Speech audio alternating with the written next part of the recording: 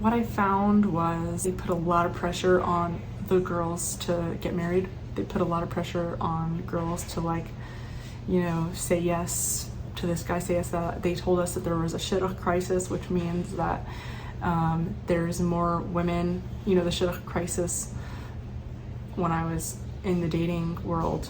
I don't know how it is now, but when I was, you know, when I was dating, they would tell us that there was more women than men, and they were actually probably correct. So basically what ended up happening most of the time is that there were like very few good guys that stuck around to date the very many girls. And in fact, not only did our community have a plethora of highly willing women that were willing to like bend over backwards for this lifestyle, which was actually not really very beneficial to women, in my opinion, but that's just my opinion. So and for many reasons, this lifestyle is not beneficial for women, but for me at least, because I like to explore and travel and like do things.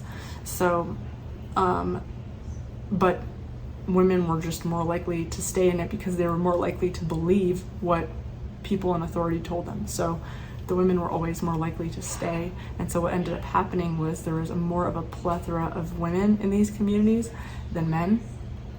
And so the shidduch crisis meant that for every however many guys there was always like way more women that were willing to date them.